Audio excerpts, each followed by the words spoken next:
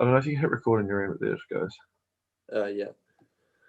All right, here we are back with another episode.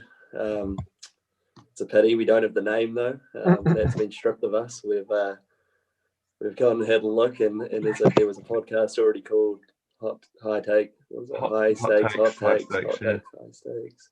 To be fair, it So hadn't really stuck yet, so it's probably not the worst thing in the world. We're kind yeah, of butchering it ourselves. So exactly. So back to the drawing board with that one. So yeah, this episode we thought we'd maybe change it up a little bit since the NBA is about to restart. Do a little preview, a few picks that we're gonna go through. We're both gonna pick our winner for the season, our MVP choice, our most improved, and a rookie of the year / maybe a bold prediction might be chucked in there as well. So yeah, we're back. We're back pretty quickly, aren't we? We're back into it. Yeah, well, it does feel just like yesterday when LeBron and Anthony Davis were carrying on in the bubble. Yeah. But no, it's been good. Straight back in.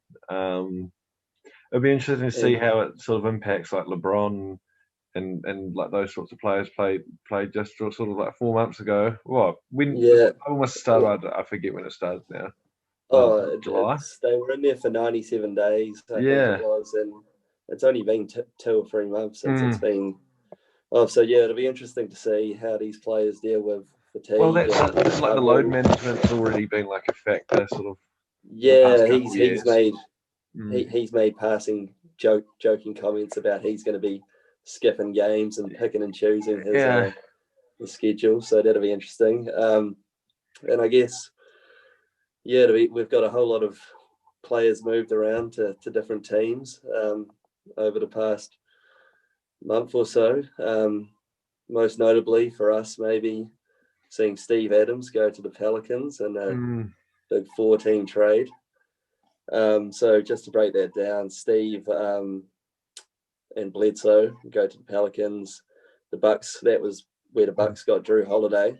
From that, the Nuggets were somehow involved, and they ended up with RJ Hampton in the draft from that. So that's another New Zealand Breakers connection. And the Thunder got George Hill and a whole lot of draft picks.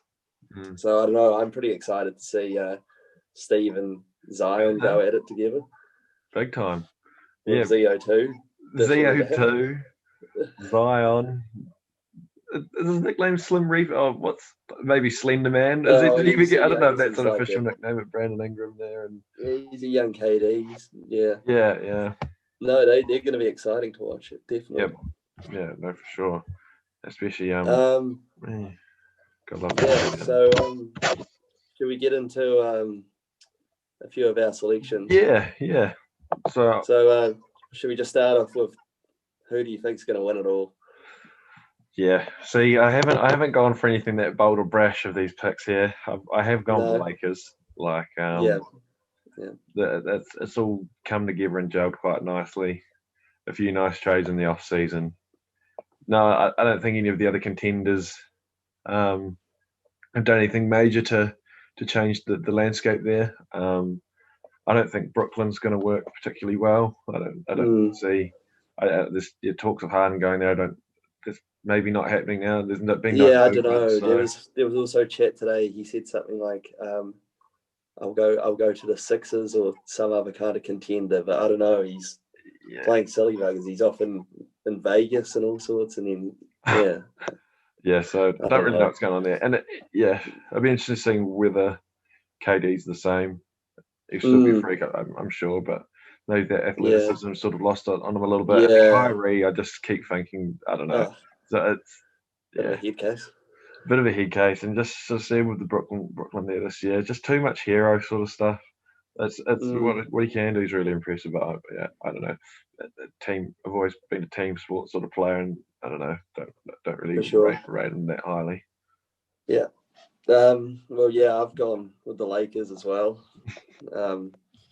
Similar reasons, like they've definitely improved their squad the most. I think in the off season, they've brought in Trez Harrell, Mark Gasol, Schroeder, Wes Matthews. I saw LeBron's already given Schroeder a nickname. It was something about a hound or something. Something about him being a little dirty. I can't remember. Like a hustler, like yeah. No, yeah, it was Dennis the Menace. Dennis the Menace right. is what he was. Dog. Yeah. No, Dennis the Menace. But I think LeBron is very excited about what he's gathered around him now, and yeah, he's got all the boys in to do the job now. They just got to execute, I guess. That's it. Doesn't seem to be any conflict with like his sort of leadership of the team and anything like that as well. Like it seems to be relatively happy sailing. Yeah, no, nothing internal that looks bad. No. Anthony Davis and him seem to be working really well together, and I think AD's relatively humble, right? He won't be yeah, oh for sure. Getting jealous of that limelight sort of stuff. Yeah. Yeah. So MVP, Angus, who have you gone? Well, yeah, I've gone with the favourite again here. I've gone Luka Doncic. This is not good, mate. I mean, I guess it's the easy option. Last season he averaged what he averaged. He was averaging about 29, 9, and 9. So that's already freakish. I guess it's probably going to improve again, and the Mavs are going to have a better winning record and be a better team. So I guess that should improve his chances. I looked a bit further down the board as well. I know we did say we don't know what KD's going to be like coming back, but I saw like a KD at a 16-1 odds. Oh yeah, for an MVP, and I was like, I know there's lots of red flags and questions. Yeah. It could be something to look at, I know, like that at 16-1. I probably, you'd definitely have to have a think about it. Like you probably wouldn't just go, I'll bankroll that, but but also, Luka, that's me. What have you done? I went for the donk again. So we've picked 2 from 2 of the same here. So if that's not sort of overwhelming, I guess that's probably a good thing in the sense that it's consistency. We're sort of both backing what we've got. I don't know. Just Giannis can't win it again, really. I was just thinking all those other. They get bored. The league gets bored of it being the same, don't they? He'd have to do. It'd have to be unreal what he'd do to get the MVP, especially having failed in the past couple of playoffs as well. I just don't think there's really any room for him to do it. If he maintains the status quo, that's not going to impress people particularly. And then I just think, around the board as well, sure. Your other contending teams, there's quite a lot of two stars are really going to shine and potentially sort of take the fade off. Like it sort of diminishes the MVP sort of look of a player. For sure. I don't think Porzingis is particularly going to impede on Doncic's image as being the MVP. So now I'm thinking about it. Another maybe I don't know his odds, but another sort of longer shot could be a Jokic. Nikola Jokic.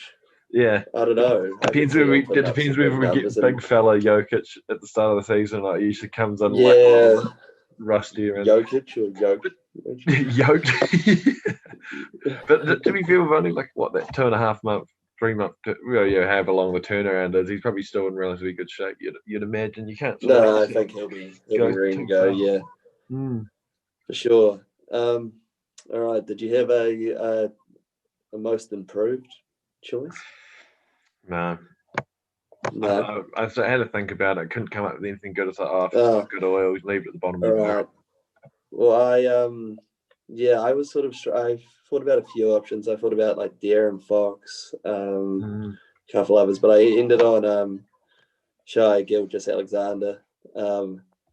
He already was a contender for it last year, making big leaps. He from his rookie season to last season, he went from 11 points per game to 19 points per game, and up from 3 to 6 rebounds. So he's already seen improvements, but now I think he's just got free reign of this OKC team to sort of do whatever he wants.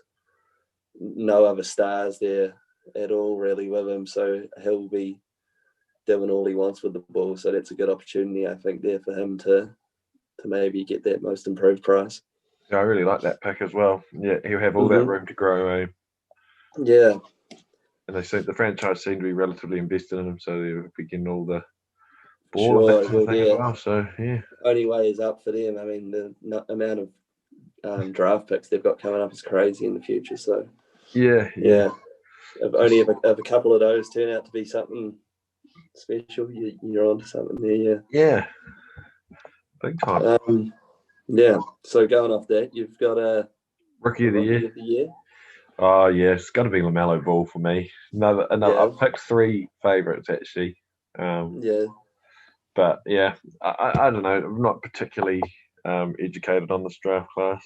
Yeah. It has been a sort of underwhelming one in relation. And I guess we haven't seen a lot of the players at all like we usually would anyway, because they didn't play a lot of college basketball and stuff. March Madness didn't showcase any of the talent. So it is kind of a bit of an unknown. And played professional basketball in Australia. That's always like a string to the bow. Doncic, you can draw the comparison there. That definitely put a couple of strings. So, anyway. He's definitely he's primed for the limelight. He's ready for the big cameras. Yeah, he's got the people around him. Yeah.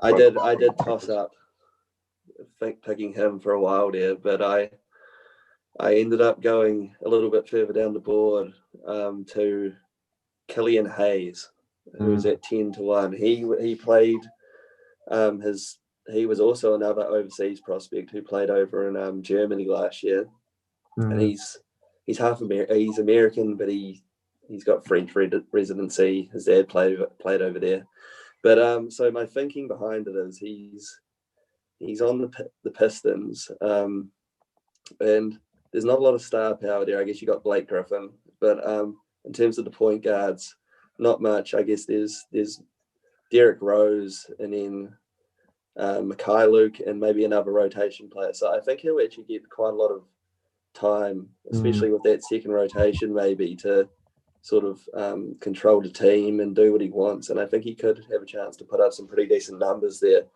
Because I was thinking, so in comparison to that, you've got Anthony Edwards, who will be sort of behind Karl Towns and D'Angelo Russell. So maybe that might hinder his chances. I was thinking maybe the same with LaMelo in terms of you've got Terry Rozier there and Devontae Graham. And Gordon Hayward.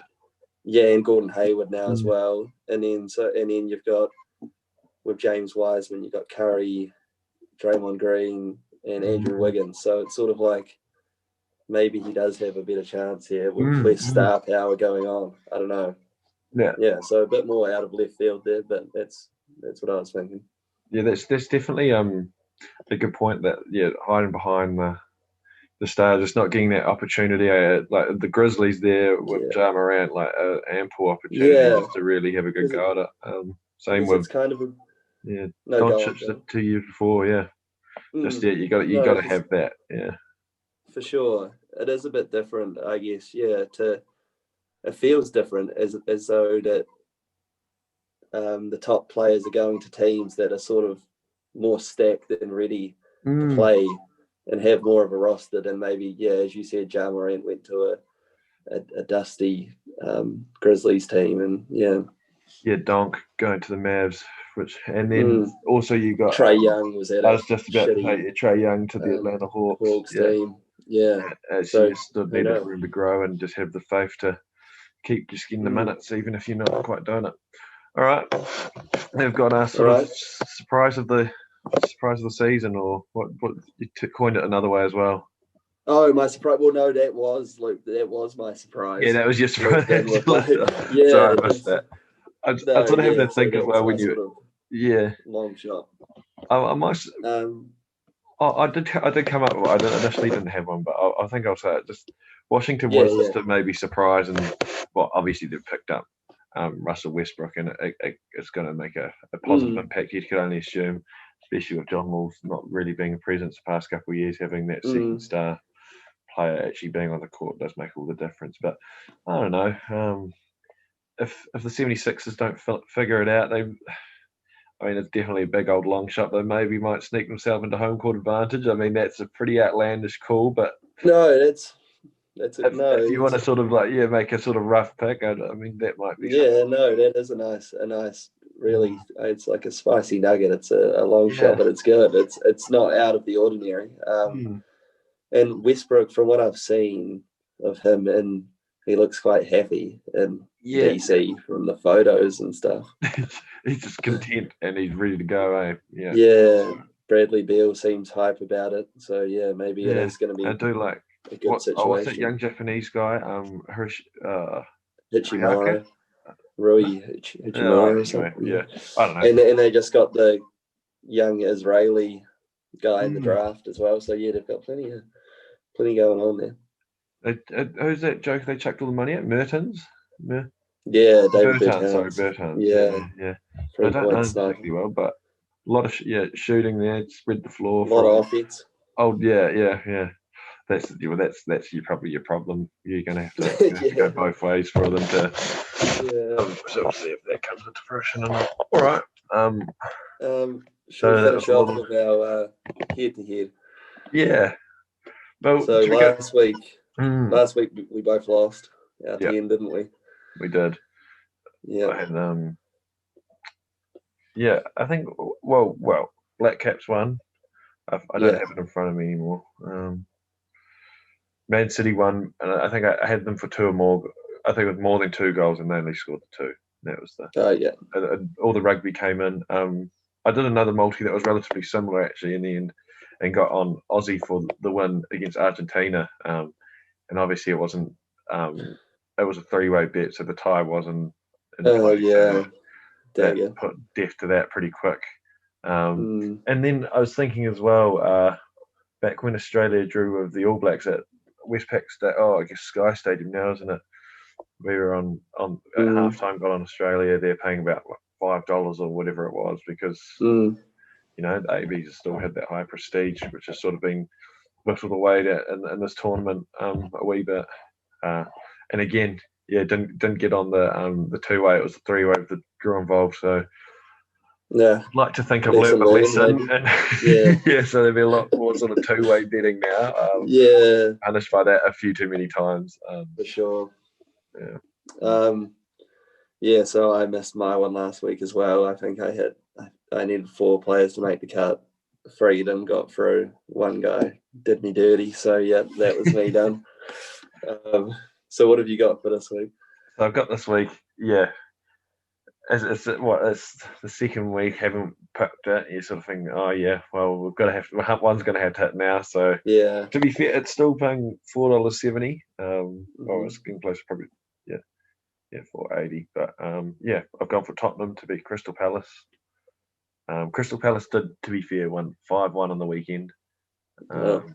Which is a hammering. But I don't know, Tottenham, 2-0 against beat Arsenal 2-0 a few days ago, and just looking hot shit. So they should do a job at $1.66. I thought, that's not a bad bet, because Crystal Palace also team to sort of be hot and cold. So we'll see where that comes to fruition. Liverpool to beat Fulham away, $1.36. I don't know, scoring goals. Leicester to beat Brighton at $2. And so that's Bet365 early payout, and then you've also got a 5% accumulator bonus for them all being the Premier League game. So that's $10 into $47.70. Nice. Yeah. All right. Yeah. Well, I've gone about half the odds of that this week. My one only pays out to $2.20. Little free legger. I've got the Black Caps to win the second test in Wellington. That wasn't paying much. I don't have it in front of me, but it was $1.20, $1.30 or something. I had another multi. It was $1.30. Just under. I've got Lydia Ko to make the cut at the US Women's Open. I think that was only paying about $1.30 as well. And then I've got Tyrell Hatton to finish in the top 20 in the Tour Championship in Dubai. So all those free payout, that'd be $10 into about 21. Which I guess it's not huge, but I'd rather get myself just back into the positives for the competition. Well, that's that. That's we've got to get some money on the board here, right? Yeah. Have you got any other bets on this week, Angus? That you? Well, I've picked 3 golfers in the the Tour Championship of the European Tour that starts tomorrow. Tyrrell Hatton, Victor Perez, and Dean Burmester. I won't talk through them, but yeah, those are my 3 players.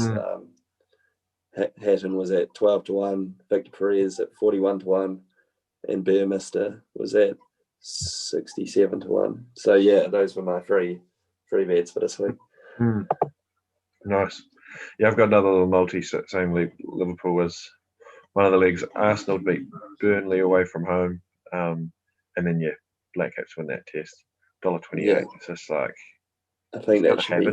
I just had a look at the weather there, and it's good. Sun emojis for old Wellington. So happy days. Good. Yeah. Win the toss, lose the toss. I don't think it's going to make a blind bit of difference. No, I think it'll be. I want to see Kane score runs when we're there. I hope they're bad on Saturday. Yeah, so Saturday's potentially going to be a big day on the live punt and play punting. Live punting, for sure.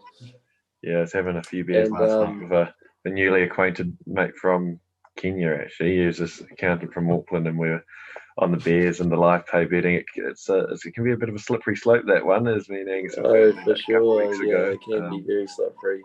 But mistakes be made. Yeah, soon we're gonna have more to bet on. Got the Big Bash coming back. Yeah. So sure we'll have to do a Moneyball podcast as well. Actually, maybe pick a T20 or pick a team or two. Yeah, for sure.